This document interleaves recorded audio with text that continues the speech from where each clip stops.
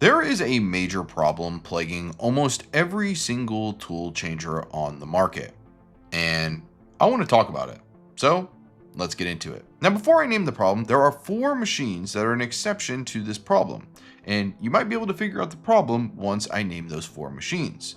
So those 4 machines are the Bambu Lab H2C, the FlashForge Creator 5, and the 5 Pro. Now, I do consider those basically just the Creator 5, so in this example, they are the same machine. Now, the next one would be the Snapmaker U1 and the Prusa XL. Now, what do all 4 of these machines have in common? Well, if you said they're actually readily available, they're in stock, you can purchase them today, and you can get them shipped to your home within the week, you would be correct. And now the major problem that is actually plaguing all of these tool changers that are hitting the market is that you can't actually get them.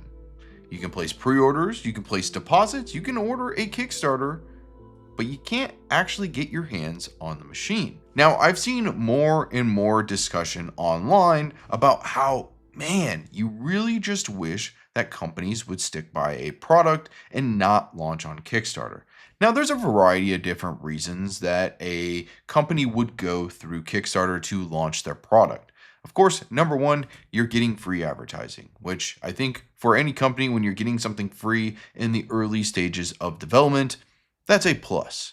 The second thing is that Kickstarter takes on a lot, and you're pushing more and more of the risk onto the consumer, right? I think those are the 2 major things. Now, look, I'm not saying that every Kickstarter is bad. There is definitely some examples of some major Kickstarters doing major numbers that everyone got their product and pretty much everyone was happy. The number one example of this would be the Snapmaker campaign. Not only did a lot of the customers get left happy, they did also save some money. And, Snapmaker's been doing pretty good with the U1 as of now. However, they still did use some of the tactics that we are seeing today with a lot of these Kickstarters, namely the inflated MSRP. I'm not sure that I've actually seen the Snapmaker U1 go for $1,000. So this is where we start getting into some of the current Kickstarters that are hitting the market and the tactics they are using for you to fork over your hard-earned cash. Now, I think the number one thing that a lot of these Kickstarters are offering are huge markdowns on their MSRPs. Now, if you look at some of these printers, sometimes it's close to 50% and even more than 50% off the total MSRP. However, again, we don't always see printers hit these MSRP prices, and even in some circumstances when it comes to pre-orders, sometimes it's the same deal even when it becomes in stock.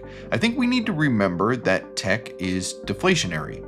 That means that over time, the price of technology is going to go down in price. So if right now you're going to be placing an order for a tool changer, over time, this technology inevitably is going to become cheaper. Now, with the inflated MSRPs, they're going to say lowest price ever, early bird special, unbeatable price. But at the same time, these machines have never been available, so of course it's going to be the lowest price ever. They're creating this FOMO. They don't want you to miss out. They want you to feel like you're saving this money. However, in that time that you were waiting for this machine, and if you were planning on starting some sort of 3D print business, it's perfectly possible that you would have made even more than what you're going to save with a tool changer, even with using a regular AMS style, CFS style system.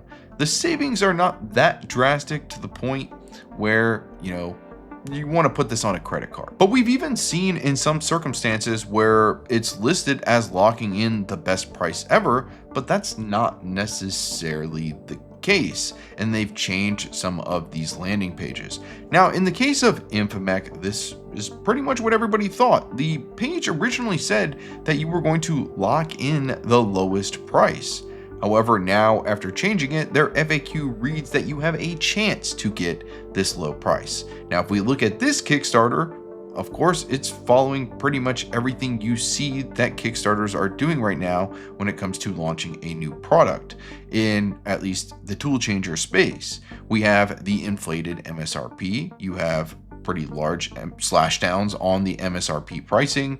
You also have a deposit. This is a new thing that companies have been doing where you place a deposit such as $5, sometimes it's $20, sometimes it's $50, and you get a discount off the Kickstarter that's refunded later. So you do still have to upfront or pay the upfront price of the Kickstarter in order to get that lowest price ever. However, now you feel invested in the product. You're contributing towards the product. You want to follow along with the product. You're going to be aware of the product, and emotionally you get more invested and you feel like now you need to buy the product because you put down that deposit. Now, of course, they also make this deposit feel like it's risk-free. Most of them offer a refund on the deposit if you end up changing your mind. Now, all of these Kickstarter campaigns and promotions are going to focus on the tech specs, what's really fast, what sounds amazing, but at the end of the day, if the machine doesn't work, is it really worth it? And those are not things that you find out until later. How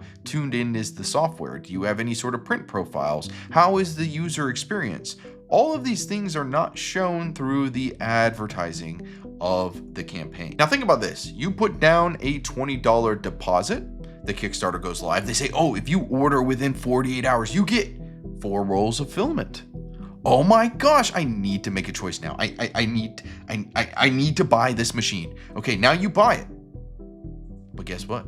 You still have not seen a production unit of this machine. So you have no idea if you're going to be happy. And you know what? You won't know for another 6, 12, 18 months in the best case scenario. Now think about it. If you actually placed a pre-order already or you backed the M1D when it launched, think about all of the machines that have already been announced. Would you have liked one of those machines better?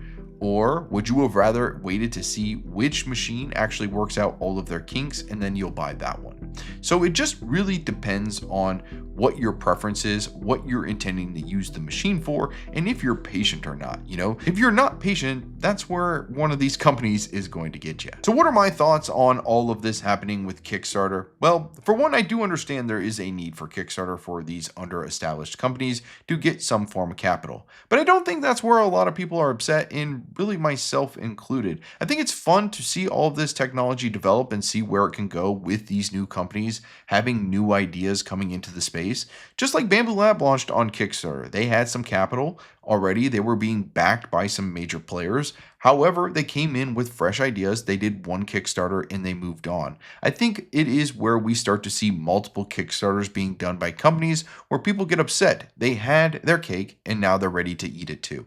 Where, you know, let's get off of Kickstarter, which launched some products ready to go in stock when you have a product launch date. Now let me know what you guys are thinking down in the comments below. Also hit that like button and subscribe while you're down there, and we'll see you guys next time.